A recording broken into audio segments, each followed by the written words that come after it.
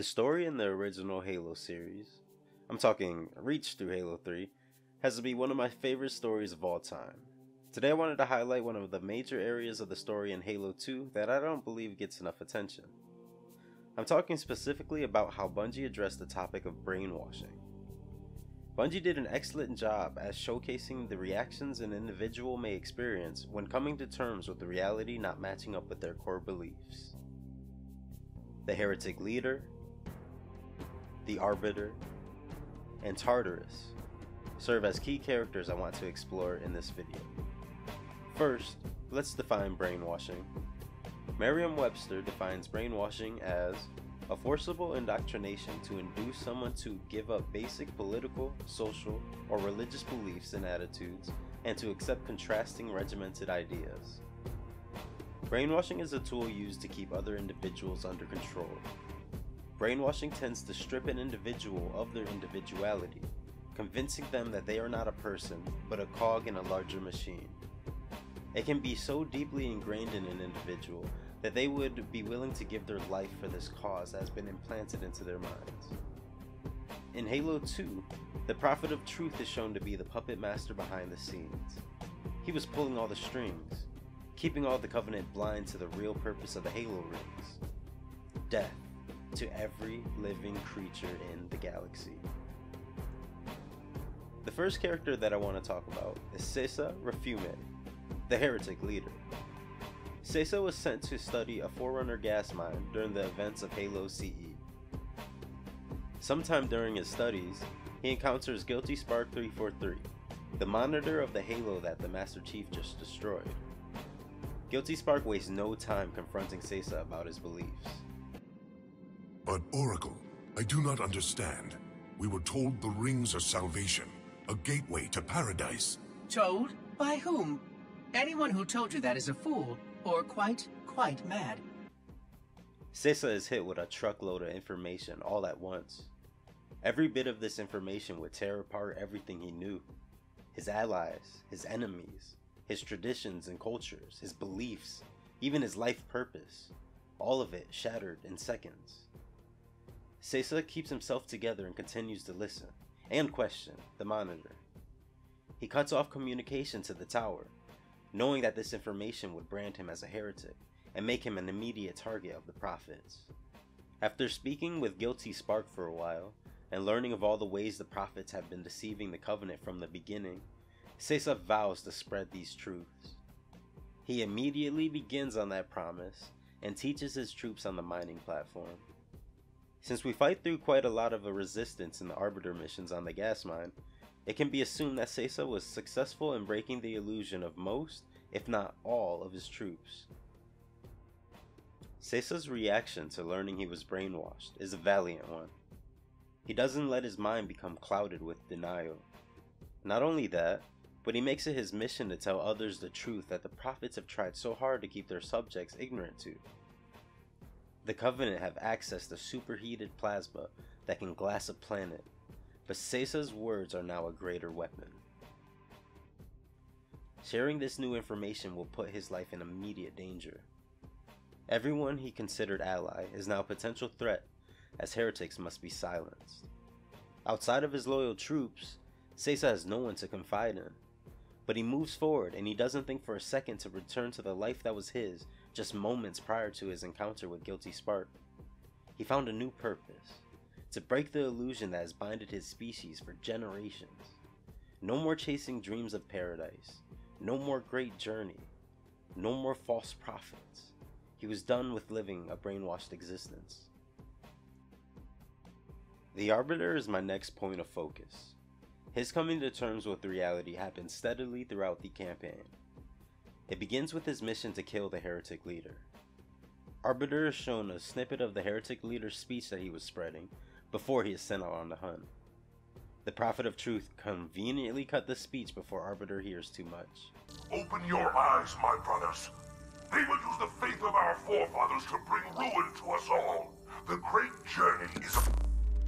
This heretic, and those who follow him, must be silenced. He's shown just enough to solidify in his mind that Cesa is a heretic. Arbiter fights through the mining platform, which eventually ends with Arbiter and Sesa face to face. Sesa makes an attempt to tell Arbiter of the information he's learned, even going as far as letting Arbiter hear it straight from the Oracle himself. Arbiter seems to be listening and trying to come to terms, seen by how he relaxes his weapon and doesn't show any aggression. Doubts in Sesa's mind that an Arbiter would ever abandon their mission get to the best of him. The Heretic Leader opens fire on Arbiter, a mistake that would cost him his life. This moment with Sesa marks Arbiter's first encounter with reality not matching with what he believes. But the moment is cut short and he has no time to follow up with the Oracle as Tartarus disrespectfully scoops it away.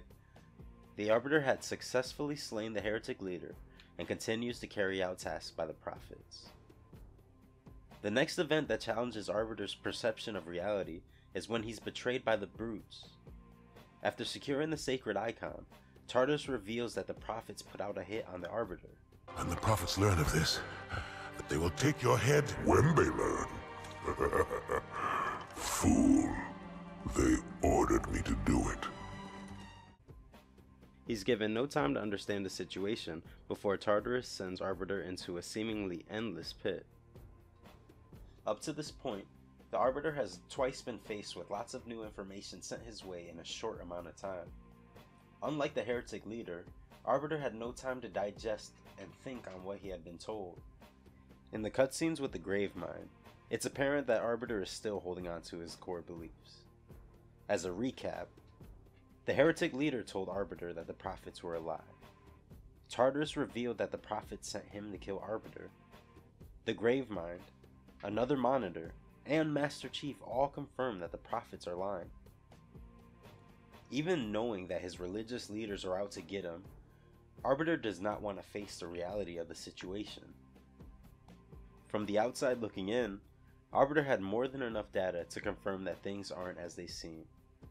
But in all of these instances that the Arbiter found himself in, he was told things that he didn't want to believe. For some, words aren't enough to break them from a deep-seated brainwashing. What could possibly force an individual to break free from their mindset? Your ignorance already destroyed one of the sacred rings, demon. It shall not harm another. If you will not hear the truth, then I will show it to you. There is still time to stop the key from turning.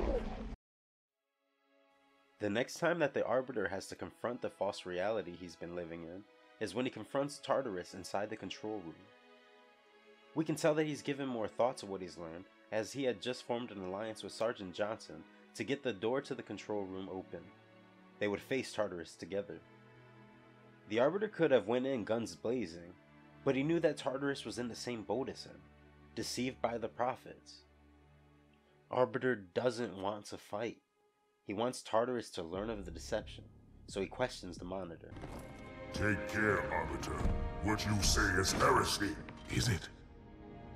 Oracle, what is Halo's purpose? Collectively, the seven... Not another word! The sacred rings, what are they? Weapons of last resort, built by the Forerunners to eliminate potential flood hosts, thereby rendering the parasite harmless. And those who made the rings?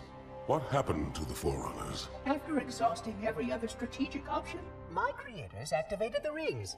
They and all additional sentient life in 3 radii of the galactic center died as planned. Again, the Monitor confirms the purpose of the Halos. The Arbiter drops his head in what seems like shame. He's fully aware of the truth now, and he can't run from it anymore. He can't be a part of the great journey, as he now can see it as a suicide mission. Tartarus is the final character I want to explore for this video. Tartarus's core beliefs are a little harder to pin down. He follows the orders of the prophets, but it's clear that he doesn't care as much about the religious aspects of the Covenant. He handles the Monitor and Sacred Icon pretty aggressively, where others, like the Arbiter, would use caution and delicacy. I'm under the impression that his motivations were 100% out of spite of the elites. Tartarus, the prophets have betrayed us. No, Arbiter! The great journey has begun. and the brutes, not the elite, shall be the prophet's escort.